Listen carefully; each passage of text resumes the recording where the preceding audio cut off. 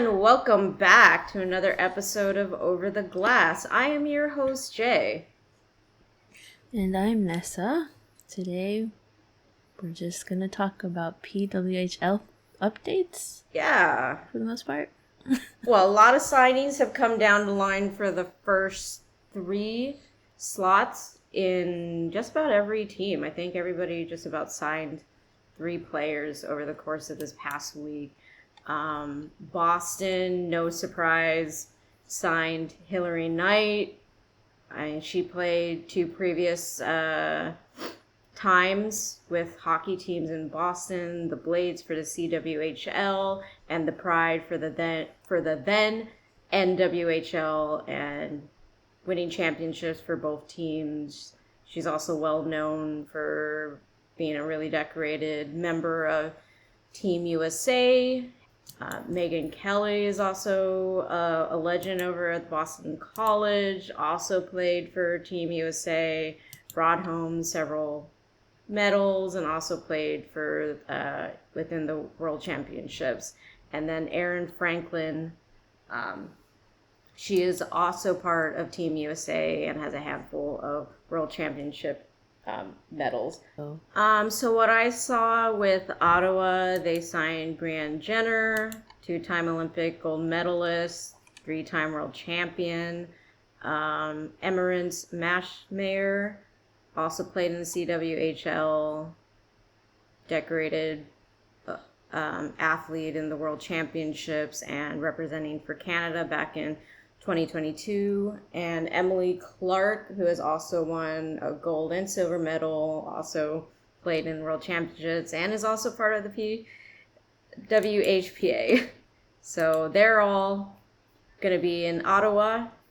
Sarah Nurse, Blair Turnbull, and Renata Fast all signed for Toronto, also part of Canada and the PWHPA. So, it's just this continuous trend of we've talked about it over the course of this week, that none of these signings are terribly surprising, but in its own right, it's still exciting that these teams are starting to, put players on their roster, kind of get folks excited. So, I see that for Montreal, unsurprisingly, they signed Marie-Philip Poulin, excuse me if I butcher her name, as well as Anne-Renee Despiens and Laura Stacey. Poulin is a 4-time CWHL MVP, 2-time Olympic All-Star, and former World Championship MVP. Her resume will instantaneously send her to the Hall of Fame when she retires, but for now she's ready to become Montreal on and off ice leader as well. Despiens played 13 games with the PWHPA's Team Harveys last season, posting a 2.07 goals against average and a .935 save percentage. She also played 5 games for Canada in silver medal effort at the World Championships. And then Laura Stacey, alongside Poulin, will be the focus of Montreal's offensive attack. She finished her 4th season in the PWHPA. They're all coming from the PWHPA, scoring with 21 points in 20 games, and has won Olympic and World Championships gold with Canada. So those 3 for them. And then New York, it's Abby Roque, Alex Carpenter, and Micah Zandy Hart. Do you want to talk about this one? I'm just excited because I'm a huge fan of Abby Roque. She's so much fun. Yeah, she is so much fun. She is my new favorite over the last couple of years for Team USA. I didn't realize she's also Indigenous, which is really exciting. Mm-hmm. And I think it suits New York suits her well for that. I feel like in New York they learn a lot about Indigenous history. Like a lot of their cities and counties are named after Indigenous tribes. So that makes sense. I'll follow her for that. It says here that Carpenter has 6 World Championship gold medals and 2 silver and a pair of Olympic silver medals to her resume. That's impressive. Last season, she had 11 points in 20 games with Team Scotiabank in the PWHPA. She also has won Patty Casimir, I don't know how to pronounce that name, with Boston College. Spent 4 seasons playing with Kunlun and KRS Vanke Rays before PWH this past season, PWHPA last season. And she scored more than a point per game in 2 straight World Championships, including 9 points in 7 games this year. So that's pretty impressive. Rock. Oh, she's so young. Mm-hmm. She has... Okay. Blossomed as one of Team USA's most impactful forwards, combining a powerful, in-your-face approach and scoring skills in tight. She only joined USA's national team in 2021 following her graduation from Wisconsin, scoring 9 points in 7 games this year to help USA win gold, her first with the nation. In the PWHPA, Rock finished her season with Team Sonnet with 16 points in 20 games. Micah or Mika? Do you know? I am not familiar with how to pronounce the name. Okay. Zandy Hart was the only national team member to sign with a team not in her home country. So Zandy Hart is from British Columbia and she's signing in New York. So she's the only one that's not playing for her home country. She has both Olympic and World Championship gold to her resume and captained both Canada's under-18 national team and Cornell. She had 3 assists in 20 PWHPA games this season with Team Sonnet and has 8 assists in 28 career international games for Canada. So Minnesota signed Lee Steckline, Kelly Panic, and then Kendall Coyne Schofield, which we know. We are familiar with. That makes sense too, because doesn't her husband play for Chicago or something right now? It's kind of like the closest. I think so. I mean, the proximity makes sense because she was also spending some time with the Blackhawks. So, right, like, given... None of these signings are surprising. Given the situation, obviously, these players, it's not like the men's side of hockey where they leave their home at, 12 years old to basically eat, live, breathe, sleep hockey and travel the world and have, what do they call it? A billet family. So they host the junior hockey player. Yeah. So, I mean, not to say that for the women's side of hockey, they don't have some form of that, but it's not to the extent that the men's side of the game is way more expanded and the possibilities of going pro are way more fleshed out than the women's side. But given the situation with the fact that what we saw with the PHF, I mean, it looked like things were going great, and then now they don't exist. Now they've gotten eaten up by the new PWHL, and so all of those signings, everything that we talked about in the previous episode, the security of playing full time on the women's professional side is it could all go away tomorrow. And so obviously, even for players who are at the height of the game, they're not looking to, they've settled down in whatever location they're at. They're not looking to randomly go play in Boston now. They want to have some kind of control over the fact that it's exciting that it's new, but something could happen at the end of this season, God forbid, this goes down the drain. Do they want to find themselves in a situation where they potentially bought a home across the country and the only reason that they're there is because of hockey? No. So it makes sense. And so thank you to the Hockey News women's side of the website and the Ice Garden for providing that information for us. And go and follow them if you're interested in keeping up with women's hockey. And then also go and follow Erica El Ayala because she put out every press conference that that every single one of these teams had with these new signings, and also on Locked On NHL, she had Sarah Nurse and Madison Packer come on to talk about Nurse being signed to Toronto, and then Madison Packer's perspective in terms of, well, as we already mentioned, there are no signings of players from who had played in the PHF.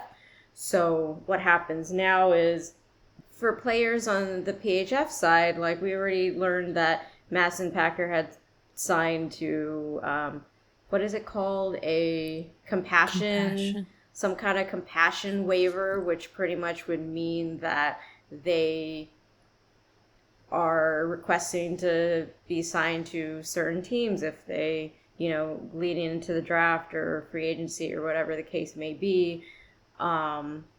Given some of the things that we already talked about, the state of the women's side of this sport, it could all change tomorrow, as we've seen with the PHF. So the stability is not something that these players want to pick up their lives, especially if they have families, especially with Madison Packer.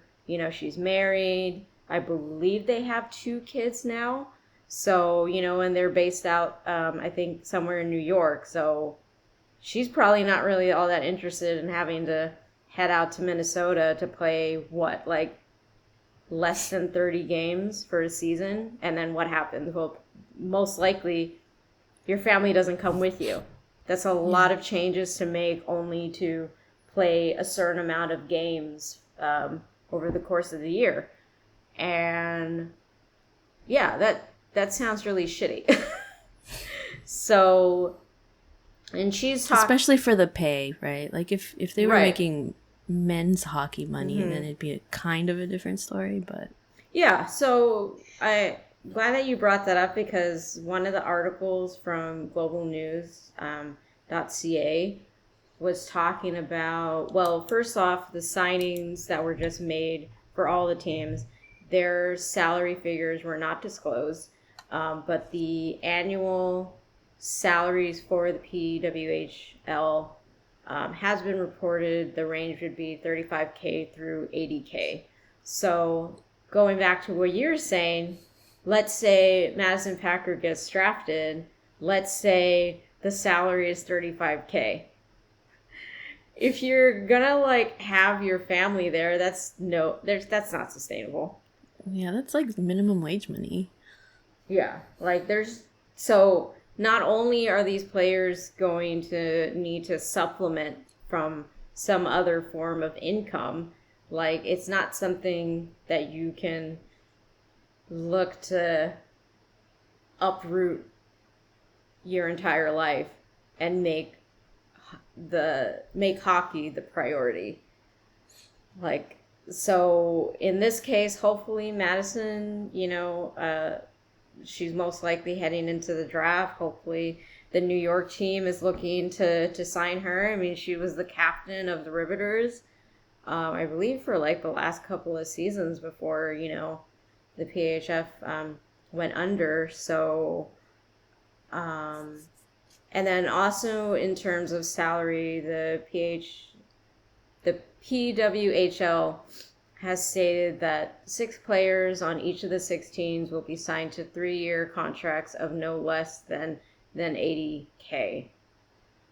Okay. So it'll be anywhere between the lowest $35K to the highest $80K. So it's going to be in that range, and they will be 3-year contracts. So there's a guarantee for 6 players on each team. The rest of them, they don't can make anything less than that. Okay. Well, they could potentially only have 1-year contracts at maybe $50K, 30. Something like that. But all the salaries, regardless of circumstances, are going to be within that range. Okay. But the guarantee to 6 players is a 3-year contract in that range. I mean, it's nice that they're starting somewhere, but just seeing the The giant gap in these salaries between them and the men's is crazy. What's this Beyond the Board Summit thing? Please tell me about this.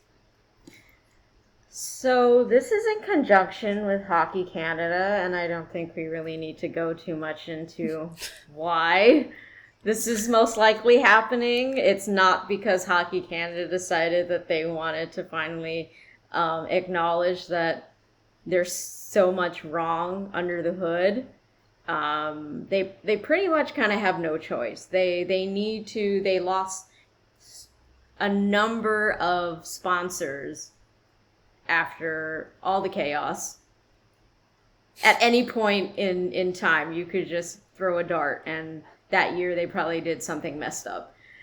So, I mean, like I said, they pretty much had no choice. They have to kind of like do something to look like they've learned from their wrongs so that they can get back into the good graces of sponsorship. Pretty much this happened over the course of, I'm going to say 1.5 days, because on Saturday it wasn't a full day. So it was 1.5 days this past, like, couple of days ago. They said, quote, "The Beyond the Board Summit is a critical step to help us understand areas in the game that need to change."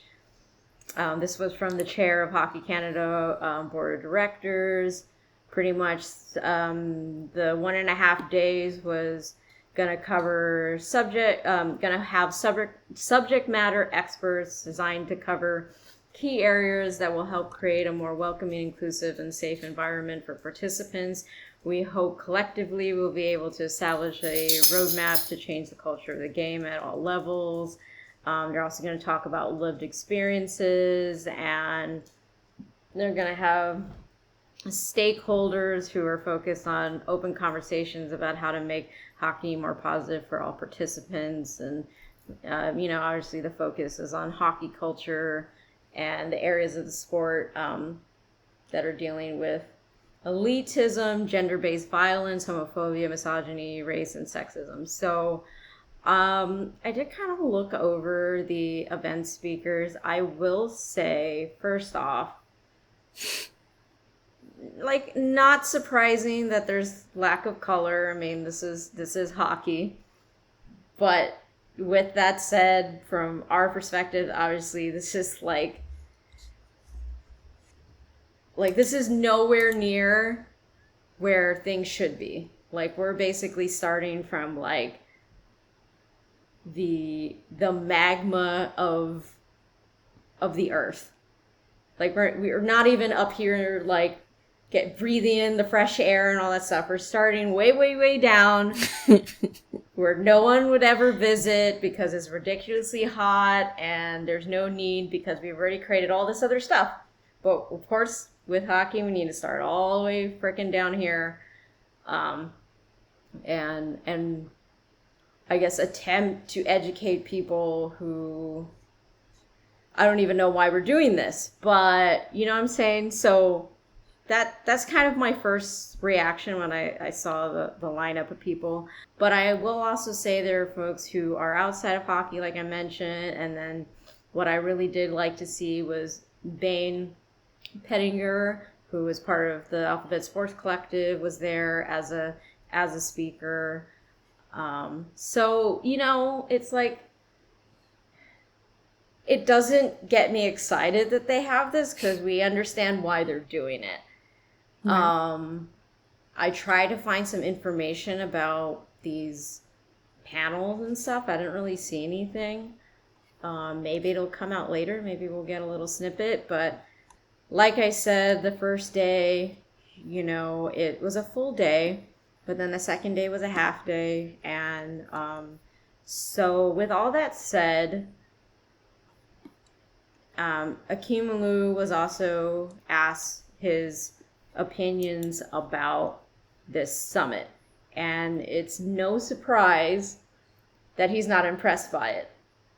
Like, can't imagine why he's not impressed by it. Like, he said in an article that was written in the Global News, Akim Aliu says the 2-day Beyond the Board Summit, which at this time was currently underway in Calgary behind closed doors, only scratches the surface of systemic problems. He says, quote, "Until we fix a lot of these issues, these summits mean nothing to me because the fact that they're trying to get millions of dollars back from their corporate sponsors." Like what we just touched upon. Not surprising that they're holding this because of all the crap that has been happening and finally came up to the surface, last year? I don't even remember anymore. So Aliu says whistleblowers need reassurance that their concerns will be fully investigated and lead to changes. He says, quote, "We need to create a safe space for grassroots hockey for kids that are dealing with these issues." I keep going back to the Greater Toronto Hockey League because it's the biggest league under the Hockey Canada umbrella, and what they get with is essentially saying, hey, we're going to do an investigation, and then nobody ever follows up with these issues. According to Aliu, the hockey establishment from the NHL to Hockey Canada to minor hockey associations is steep with people who choose to surround themselves with others who won't ask difficult questions in uncomfortable situations, keeping in place a structure that empowers those who abuse. So last week, we learned that Bill Peters was hired for a junior hockey team, and what had happened was a NHL coach had reached out to Aliu to ask him about his time under Bill Peters, and we're not going to really go over that. Obviously, if you want to learn more about what he said, go ahead and follow him on Twitter. He posted verbatim what he wrote back to that NHL coach, and if I remember correctly, at the time, he didn't really know why he was being reached out to. This guy is just saying, hey, tell me about that XYZ and whatever. And I remember when I read it, Akim mentioned towards the end of his email response that he had talked to other members of the Hockey Diversity Alliance who had worked with that NHL coach, and they had good things to say. So in his mind, he's thinking, okay, I can trust you, and here is my, unfiltered response to my opinion about that time, about Bill Peters. And at this point, he's kind of like, I don't really care, but this is what happened to me. And, my friends over at the HDA vouched for you, so here you go. Only to find out that information was used as some kind of reference or a positive to steer to, I don't know, to I think they were going to hire him anyway, but I think they were trying to do what they felt would not get them in hot water by saying, oh, we reached out to Akim and it sounds like he's over it. So, and Bill Peters has spent time doing whatever it is, the training or whatever he talked about.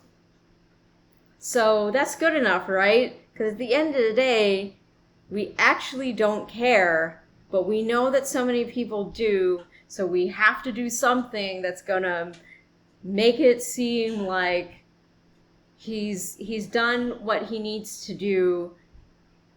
At the end of the day, all we care about is hockey. We don't actually care about any of this other stuff. We're just trying to look like we've done enough to bring him back. Yeah.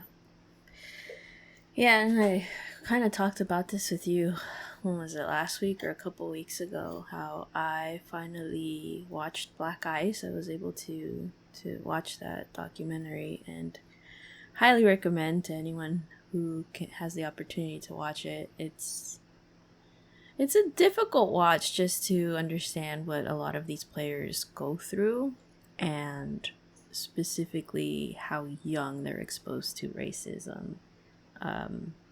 As young as 12 years old, they're hearing parents calling them the N-word, and it's terrible. So, like, I can understand where Aliu's coming from. Like, he doesn't care about this performative stuff that the league is trying to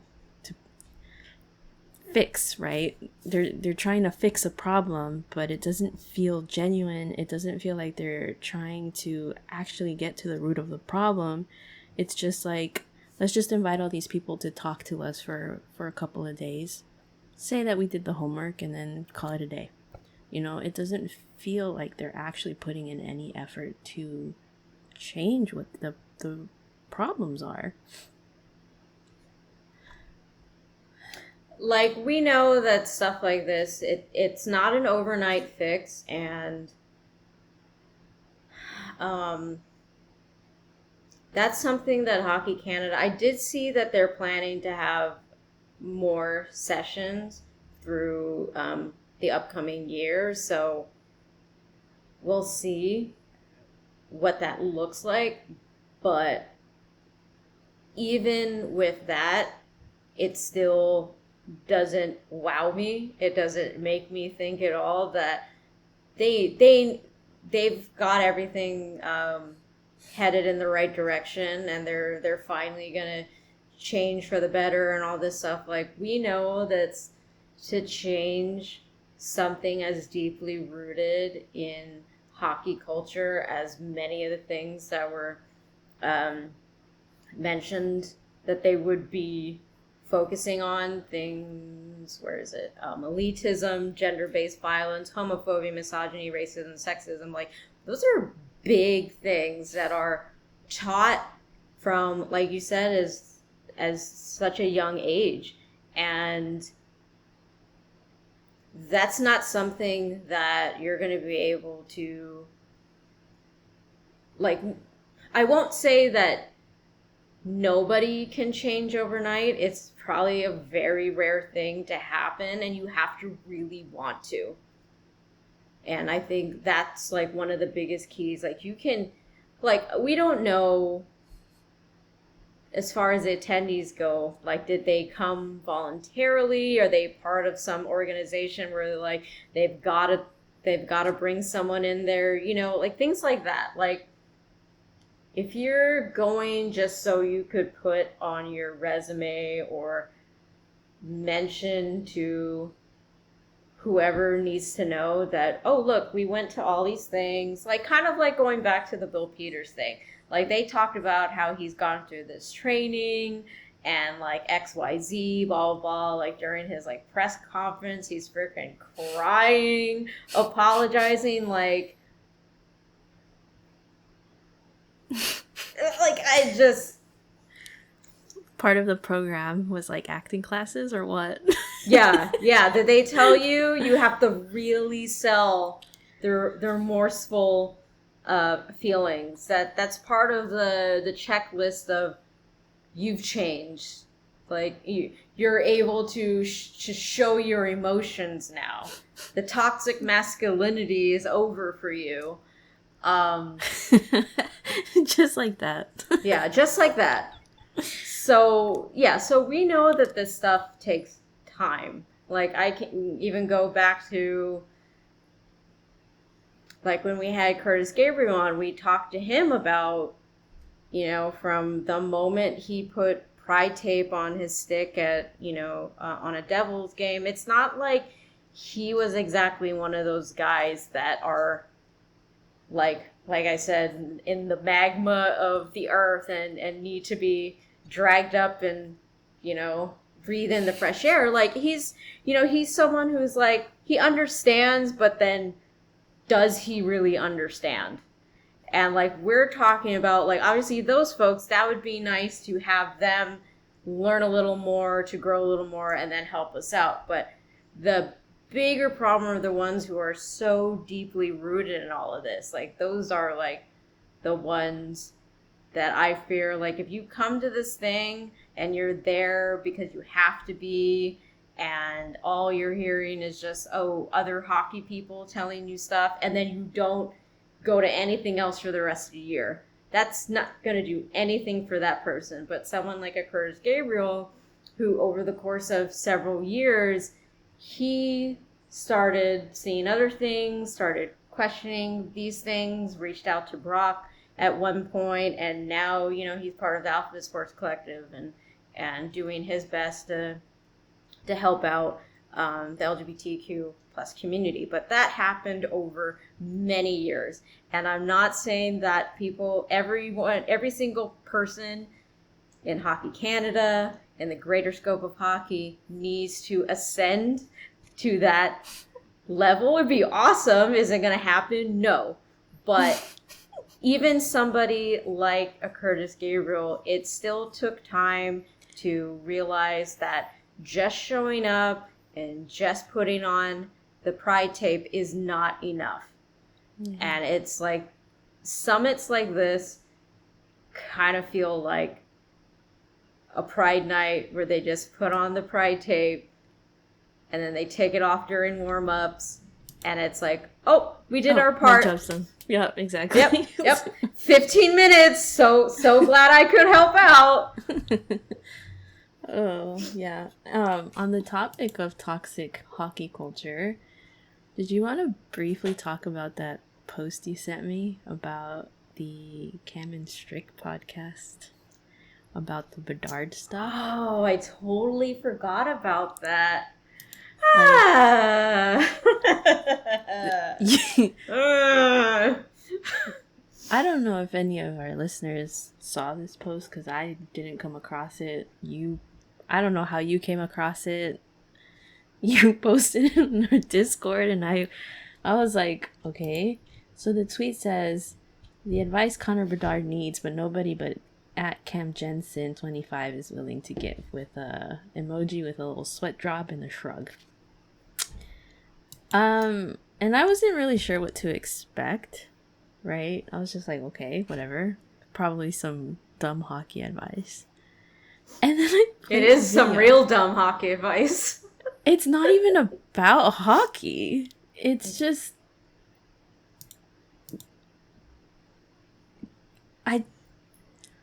Okay, so the video, the layout, first of all, the editing is really weird. And it's just photos that they're panning up and down and side to side from. And the caption on the video says, Cam's advice to Bedard, like, smash some cougars. And I'm like, what are you... Okay. And you listen through the whole video, and it's literally him telling Bedard not to date any girl his age, but to aim to get a cougar, because cougars know what they want and they're not going to tie you down to a relationship. But the way that he's talking completely shocked me. Like, I knew that this happened in hockey. It's talked about a lot. Like, hockey culture sucks, blah, blah, blah. Locker room talk. It's just locker room talk. I have never been in a locker room with men. I've never heard this type of talk before. And so I was speechless at the way they were talking so openly about a kid. Well, how old is he? 18? A kid dating a 40-something-year-old woman because she's not going to tie him down. It's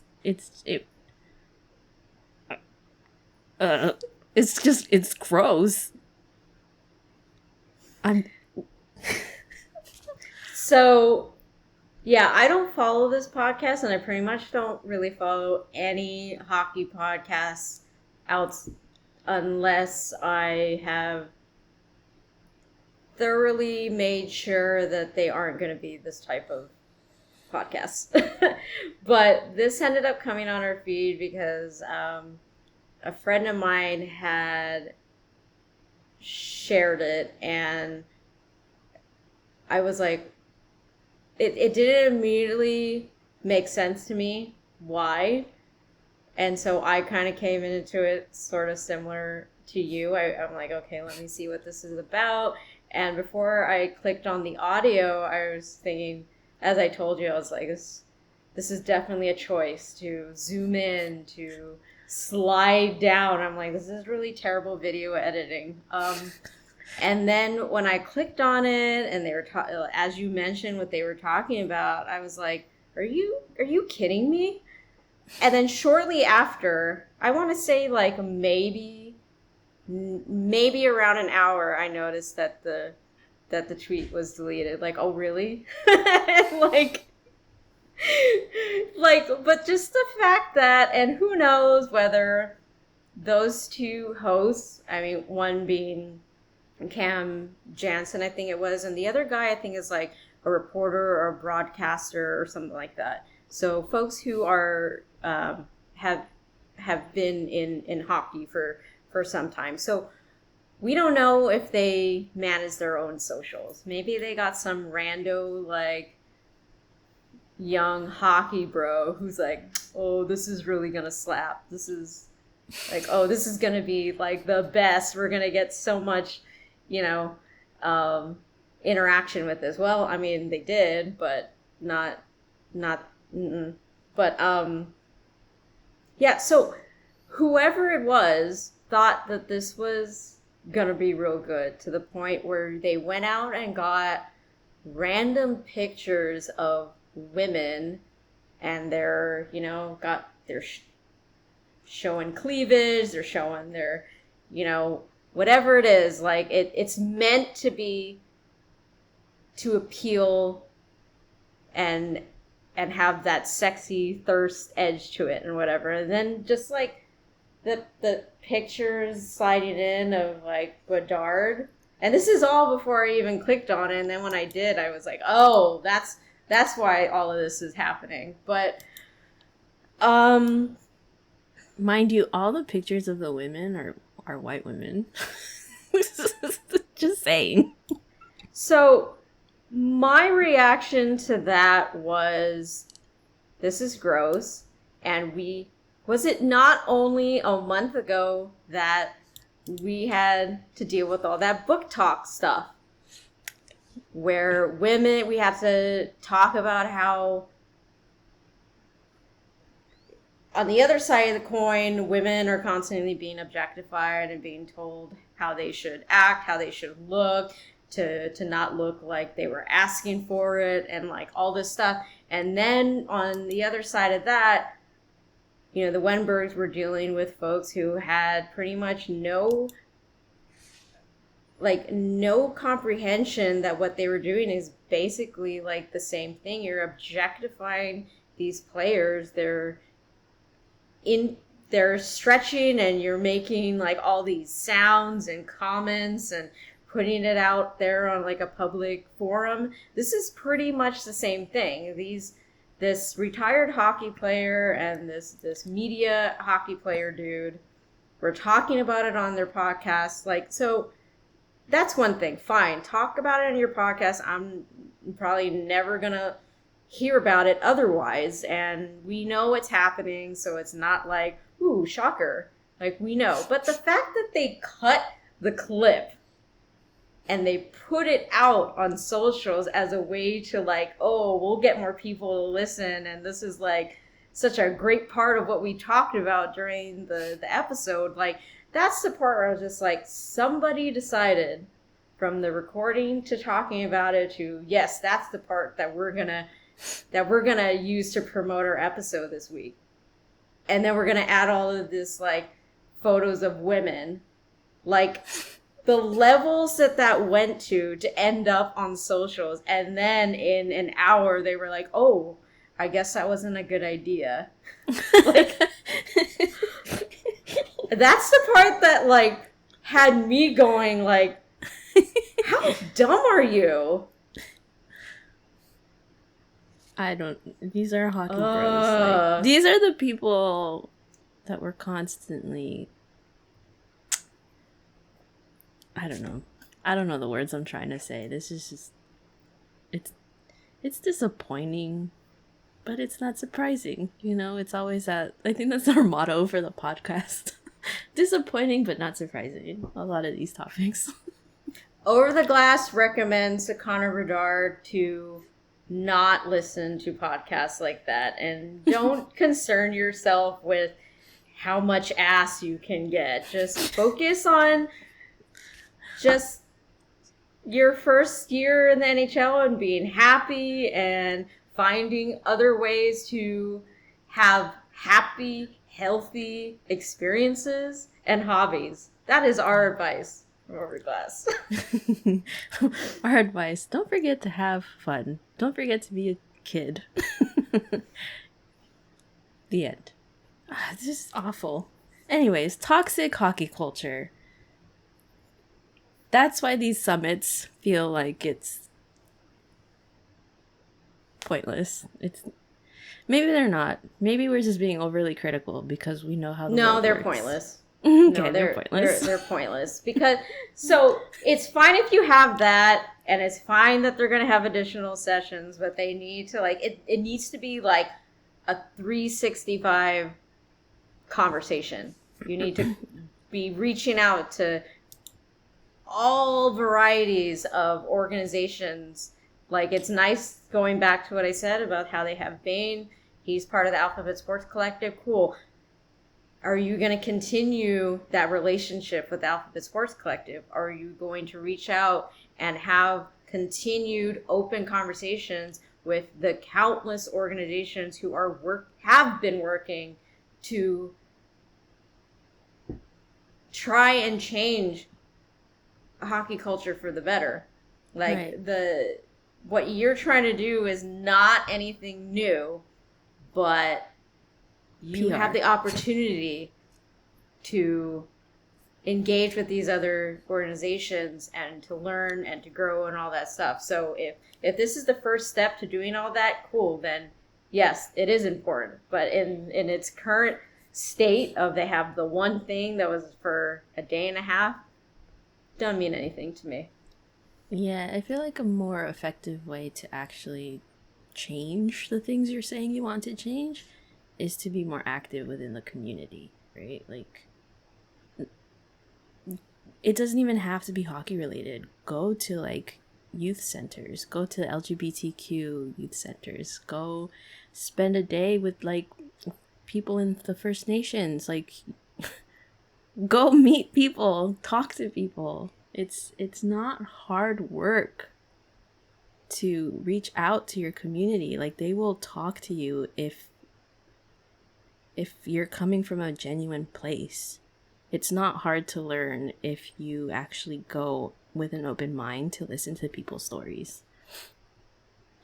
And that's the thing that we're waiting for. We're waiting to see if they are only doing this just so they can get back to getting the sponsors that they need to do the hockey thing, or if they genuinely care about all the things that they've been talking about, where they're trying to examine toxic masculinity and break that down and all that stuff. Like, if you truly actually care about doing that, then you need to do so much more than your day and a half summit.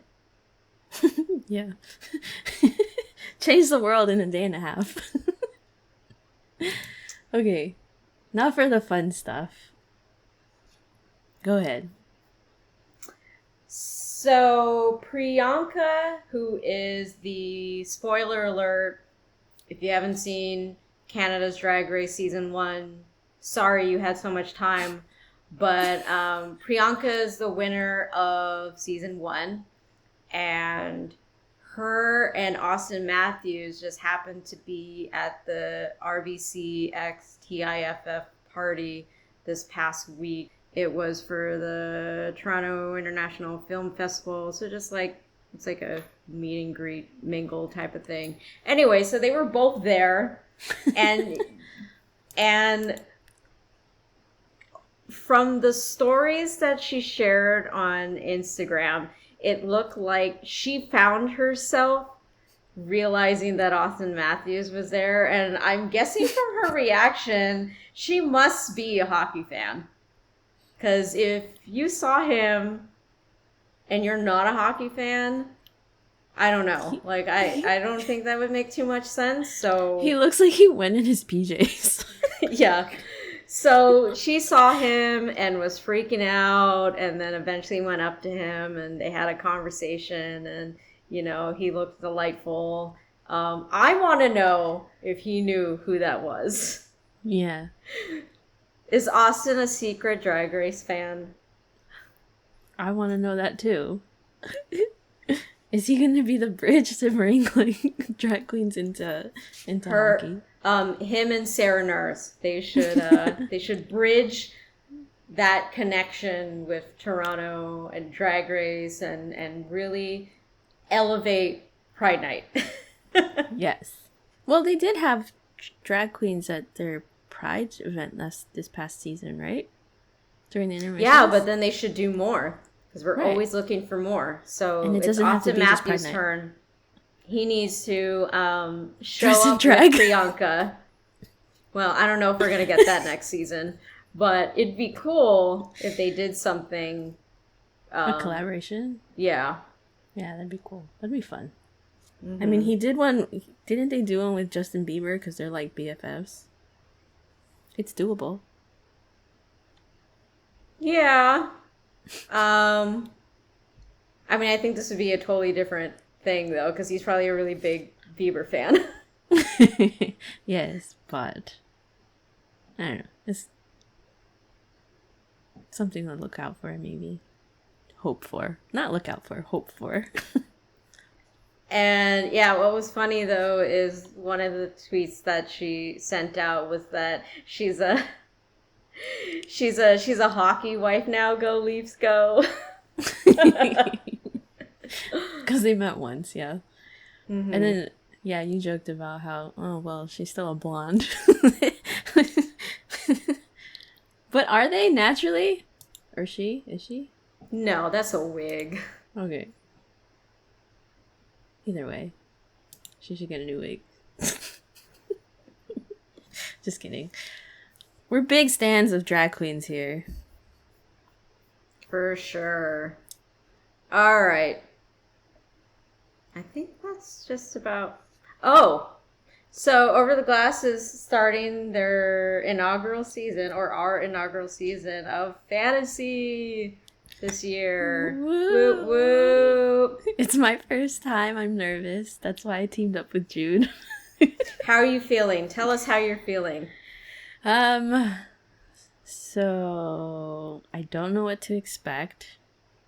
I see you posting all these tips and tricks in the Discord, and I'm like, yes. So this is one of the reasons why I decided to team up with Jude. Like, we're gonna be the only team in this whole league thing we're doing. But I got a lot going on. I feel a little overwhelmed by it, but I want to join because I want to experience this. But yesterday we started talking a little bit about a couple of the players that we might want to shoot for the draft.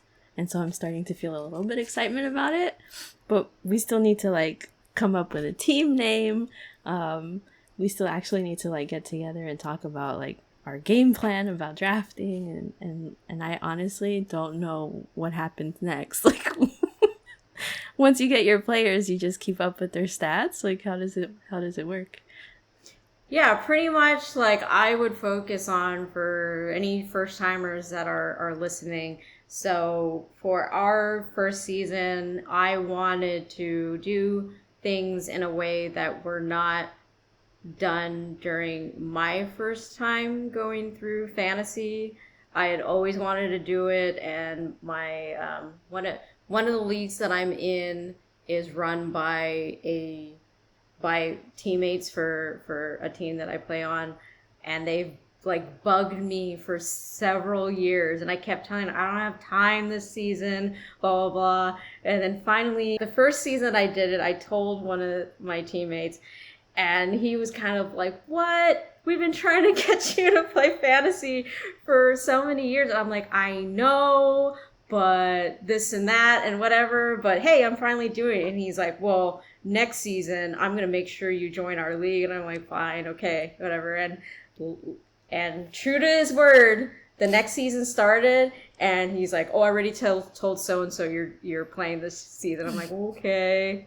And what was nice, though, is that I got a chance. So when you look through all the stuff, and like I said, try not to, like, consume all of it at once, because all of that is over the course of 2 seasons of what I learned and what I picked up. So it's not, none of that was like I learned it and figured all of that out in like a month or even in 1 season. Like, I started out with, okay, we're doing a draft. Like, what does that even mean? And I tried to look up stuff about myself, and ultimately I was overwhelmed on the draft because I never looked at the interface before we hopped on. I kind of did, and then I kind of didn't. And it was also a league of 16 teams, which is the reason why I'm making ours a max of 12, because 16 teams is brutal. Think about how many teams are in the NHL. 30. Imagine if you're trying to draft a competitive team for your fantasy and you draft poorly. Now the pool of players for you to choose from, you're pretty much choosing from a bunch of fourth liners. Like, there's no hope for you after that draft. And my first season was kind of like, I thought I was doing well until I wasn't, because I was playing in a points only league, which is you don't go up against one team, you go against the entire league, and it's just accumulating points over goals, assists, any category. All those points just go into one sum, and then based on your number, that's where you are in the league. So for me personally, I didn't think that was a good, on top of it being a 16-team league, I didn't think it was very great for beginners because, like I already mentioned, if you draft poorly, that's pretty much, you're kind of stuck with that team. And it kind of sucks in terms of, how do I have fun when I know I'm not going to make it into even like the top half of the league? But I managed to find some way to still have fun with that, and I use it as an opportunity to learn for the next season. So my next season, I played in that points league, and then I played in my friend's head-to-head categories league. And both leagues capped out at 12, so that was much better across the board. You had more opportunity to draft good players, and then also have flexibility to explore, and then also for the head-to-head categories, I've honestly just had way more fun with that because it opened up the possibilities even more. It made it more exciting to go up against somebody in your league and be interested in learning about players who are doing really well in multiple categories. And then what I also liked about, and I don't know if you can do this in points only, but in categories they had playoffs. I didn't realize in my first season of playing that the league I was in would not have playoffs until my friend who was in the other league was asking me, when is your playoffs? And I was, what? I'm like, what are you talking about? And then I looked down, I'm like, oh, we don't have playoffs. And he's like, oh. And I thought, oh, that kind of sucks. So at least in like a playoff scenario, like even if you're at the bottom of, well, if you're lower in the league in terms of your standings, you could still have the chance to potentially make it into the playoffs and like upset and like get to the championship. Like it doesn't weigh so much for you to, you have to be at the top of the league to win. Like all that's the only thing that matters. And I felt like that added some fun, and I managed to get to the top of the league only to get knocked out in the first round. So even though like I was feeling great about, yeah, look at me, I'm learning how to play categories and stuff, and then I get knocked out in the first round. I'm like, oh, well, that sucks, but whatever, that was fun.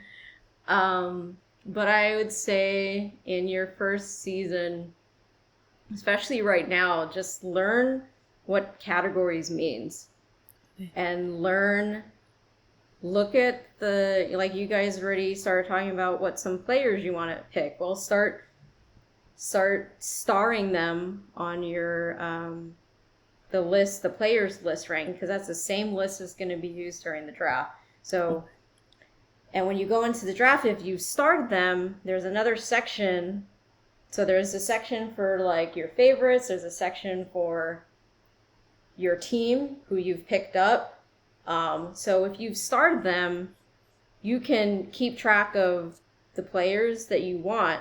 And then if maybe those, you don't want to draft them yet, or maybe they're gone, then you look at the entire list and maybe you think about, well, who from here that maybe I didn't initially decide I wanted, well, who could benefit me from this list? So it's helpful to kind of like think about it a little in advance, but you don't have to have everything like organized out.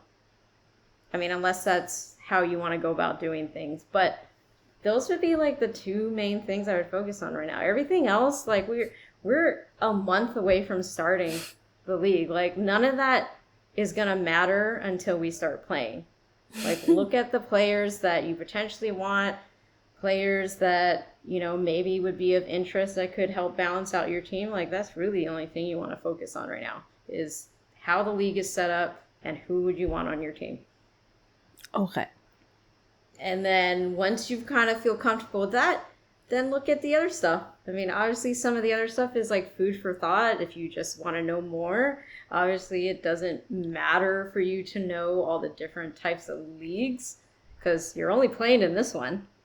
That would only matter if you're like, cool, but maybe next season I want to try out something else. Maybe, you know, and then it really comes down to how involved you want to be throughout the season.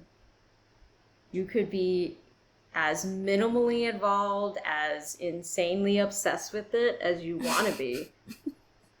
I mean, I knew why I kept declining to do fantasies, because I knew it would take over my life when I started playing, because I knew I would get obsessed with it and I would get competitive and I'd want to constantly be analyzing my team. We'll see how I end up wanting to play. And I'm going to call out Elena. What? Did she not sign up? No, it's not that. I'm going to call out Elena because last season we did co-manager for a team because we were initially going to go in to play on separate teams.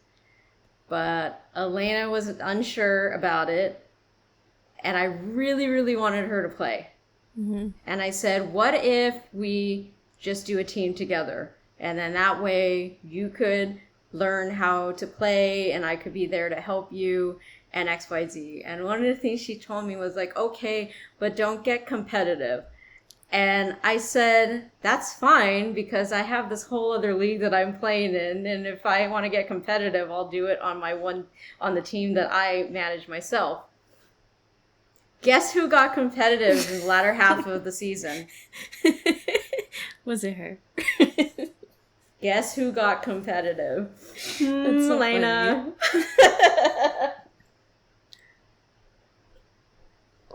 Wait, so was she like super into switching the players in and out? She was definitely into the outcomes of when we would decide who would play. And so like the first half of the season, I was kind of setting the players, and then if we made moves, we would like talk about it, like who should we drop, who should we pick up, and then things like that. But throughout the whole season, she was interested in like the outcome and being like, oh cool, like X person got us a lot of points last night and things like that. And then like I would make sure, even if you get really obsessed with it, don't, like I remember I did this in my first season. I got so upset if I benched a player and they got like so many freaking points. I was so upset the next day. I'm just like, this other person I decided to put in your spot got nothing. But that's just because I'm really competitive. But it's like it gets frustrating sometimes when you're like, oh, for sure I'm gonna like start all my star players, and then like for some reason some rando dude that like you don't know too much about, or maybe like it is like a decent player, all of a sudden he goes and gets like a freaking hat trick and a short-handed point and like all this stuff, or maybe some goalie that you had like your 3 goalies and you had to choose which 2 you're going to start, and the one that you didn't start ended up getting like a shutout. You're just like, it's annoying, but it's like you can't predict that sort of stuff. You just have to kind of like go with your gut, try your best to, if you have a certain time of the day where you're like, I'm going to check who's starting today, and we're just going to set it and leave it. All right. Well, sometimes I can get pretty obsessive with things, so we'll see. We'll see if I get competitive. I think it's funny because I convinced Chrissy to join because she's never done fantasy either. She's always been curious about it. And I was talking to her about how you wanted to set it up. And I was like, do you want to join? And she was like, I don't know, because, I've never done it before. And then she was asking me, like, through what app it was going to be. And I was like, I think it's just Yahoo. And we were just sitting at the kitchen table eating dinner. And then all of a sudden she's like, okay, I signed up. And I was like, what? So that's when I messaged you. And I was like, well, we have our 12th player. Nice. Yeah, it'll be fun. Like I said, it's going to be overwhelming. It's a lot of new stuff. It's a lot of, obviously, if you only follow certain teams, it's going to be like, well, I don't know anything else about the entire league. I'd say, if anything, this is going to be so helpful for you to get interested and learn more about the other teams, because you're going to have to. You're not going to be able to. You probably can. In my personal opinion, it's probably not the best strategy to just focus on drafting from teams that you know. I think it's going to be helpful for you to branch out and learn more about the players on the other teams, and it's only going to make the experience more exciting. This is going to be so helpful if I decide to play Puck Doku. Oh, yeah. I've been trying sometimes, and I can only get like 2 or 3 squares at a time. My hockey player knowledge is not great. All right, that's our little ramble about fantasy. Anybody else who's listening who's not part of our league, well, I hope you're. If you weren't interested in fantasy to begin with, maybe this gets the wheels. So that's all from us today, I think. Thanks for listening, watching. Go ahead and drop us a review if you haven't already on wherever you get your podcasts, or just, drop us a comment on YouTube or a like. Make sure to subscribe and all that good stuff. And as always, I am your host, Jay. And I'm Nessa. Thanks for joining. Goodbye. Bye.